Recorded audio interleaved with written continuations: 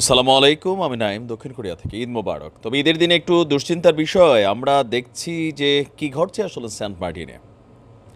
Saint মার্টিনের সাথে আমাদের যে বঙ্গোপসাগরের যে জলসীমা মিয়ানমার বনাম বাংলাদেশ, সেন্ট মার্টিন যাবার পথে আমাদের যে ট্রলার এবং স্পিড বোটগুলো যায়, তো সেখানে সীমান্তের জলসীমান্তের কাছাকাছি কিন্তু অনেকটা অঞ্চল অতিক্রম করতে হয় আমাদের স্পিড বোট বা ট্রলারগুলোকে।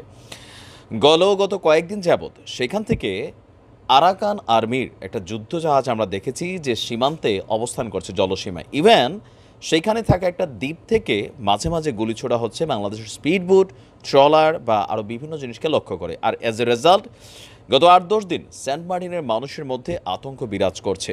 আর সারা দেশের মানুষও জানতে চাচ্ছে। এরই মাঝখানে আমরা আজকে দেখলাম, গতকালকেই আমাদের বাংলাদেশ আওয়ামী লীগের যিনি সাধারণ সম্পাদক আছেন তিনি বলছিলেন যে সময় হলে জবাব দেওয়া হবে, বাড়াবাড়ি করা হলে এটার উত্তর দেওয়া হবে। তো তার ঠিক এই বক্তব্যের পরের দিনই আমরা অ্যাকশনটা দেখতে পেলাম। আমি যখন এই নিউজটা করছি, আপনার সেন্ট মার্টিন দ্বীপটির নিরাপত্তা এবং মিয়ানমারের যুদ্ধজাহাজের গতিবিধি পর্যবেক্ষণে আমরা এতদিন ধরে যেটা চাইছি, বাংলাদেশের নৌবাহিনী এবং কোস্ট গার্ডের যেই একটা যুদ্ধজাহাজ এবং যে বোটগুলো আছে সেটা আপনার এই মুহূর্তে সেই অঞ্চলে অবস্থান করছে আর জলসীমান্ত এলাকায় টহল জোরদার করছে। আর জানিয়েছে আন্তঃবাহিনী জনসংযোগ অধিদপ্তর আইএসপিআর দেওয়া এক সংবাদ বিজ্ঞপ্তিতে বলা হয়েছে, মিয়ানমারে চলমান আভ্যন্তরীণ সংঘর্ষের প্রেক্ষিতে দেশটির সামরিক বাহিনী রাখাইন রাজ্যে আরাকান আর্মির বিরুদ্ধে যৌথ অভিযান পরিচালনা করছে।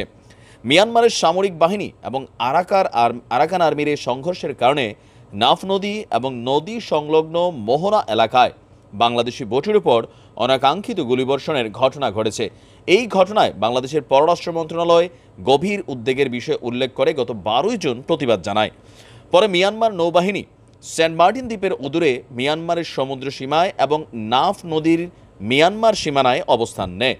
তারা আরাকান আর্মির অবস্থান লক্ষ্য করে গোলাবর্ষণ চালায়। আরাকান আর্মিও মিয়ানমার বাহিনীর নৌজাহাজ এবং বোট লক্ষ্য করে গোলাবর্ষণ করেছে। বর্তমানে মিয়ানমার সীমান্তে দেশটির নৌবাহিনীর একাধিক যুদ্ধজাহাজ উক্ত অভিযান পরিচালনা করছেও আইএসপিআর দাবি। আইএসপিআর বলছে, মিয়ানমার নৌবাহিনী সেন্ট মার্টিনের অদূরে তাদের সমুদ্র সীমায় অবস্থানের ক্ষেত্রেও বাংলাদেশ নৌবাহিনীকে অবহিত করেছে। তার মানে যেই জাহাজ আমরা দেখছি এটা আমাদের বাংলাদেশ নৌবাহিনী জানে। আর বাংলাদেশ নৌবাহিনীও এবং কোস্টগার্ডের একাধিক জাহাজও মিয়ানমারের জাহাজের গতিবিধি পর্যবেক্ষণ সহ বাংলাদেশের সমুদ্র সীমায় এই মুহূর্তে টহল জোরদার করছে। এই অবস্থায় মিয়ানমারের চলমান আভ্যন্তরীণ সংঘর্ষ এবং সেন্ট মার্টিন দ্বীপের নিরাপত্তা ঘিরে যে সকল গুজব আছে তাতে কান না দিতেও অনুরোধ করেছে আইএসপিআর। তো আমরা দেখছি যে এখানে মূল ফ্যাক্টটা কোথায় হচ্ছে, আরাকান আর্মি বনাম মিয়ানমারের জান্তা সরকার।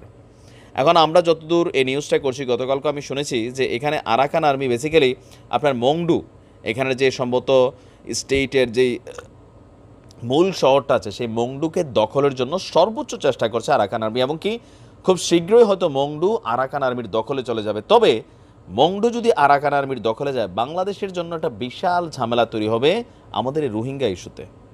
কারণ আরাকান আর্মি এই রোহিঙ্গাদেরকে কিন্তু ফেরত নেবে না। আর যেহেতু আরাকান আর্মির সাথে সরকারের আলাদা কোনো যোগসাজশ নেই, অথবা আমাদের গোয়েন্দারা কী পরিমাণ যোগাযোগ করছে তারাই ভালো জানে, যেহেতু এই মুহূর্তে মিয়ানমার একটা বিশাল রাজ্য, বাংলাদেশ থেকে কিন্তু অনেক বড়, তো সেখানে আপনার একটা state totally Arakan army control করছে, পেছন থেকে চীন, রাশিয়া, তারপরে এখানে যৌথ খেলা চলছে। তো সকল খেলার মাঝখানে পড়ে বসছে আমাদের সেন্ট মার্টিন। তবে আমরা এতটুকু বুঝি বাংলাদেশের মানুষ হিসাবে যে আমরা যুদ্ধের পক্ষে না, তবে আমাদের এদিকে গুলি টুলি পড়লে আমাদের উচিত ২-৪টা মিসফায়ার এদের দিকে করা, অথবা যেখান থেকে করা হচ্ছে সেইখানে পাল্টা জবাব দেওয়া। নয়তো মনে করবে যে আমরা নরম হয়ে গেছি, অনেক সময় হয়।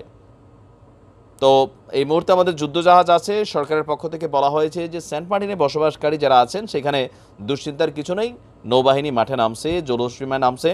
এখন প্রশ্ন হচ্ছে, আরাকান আর্মি যদি ভুলে বাংলাদেশের নৌবাহিনী জাহাজকে গুলি করে বসে, তখন আমাদের আসলে সিদ্ধান্তটা বা পাল্টা প্রতিক্রিয়াটা কি হবে, সেটা এখন একটা বড় প্রশ্নের সম্মুখীন। দেখা যাক কোন দিকে যায় পরিস্থিতি। ভালো থাকুন।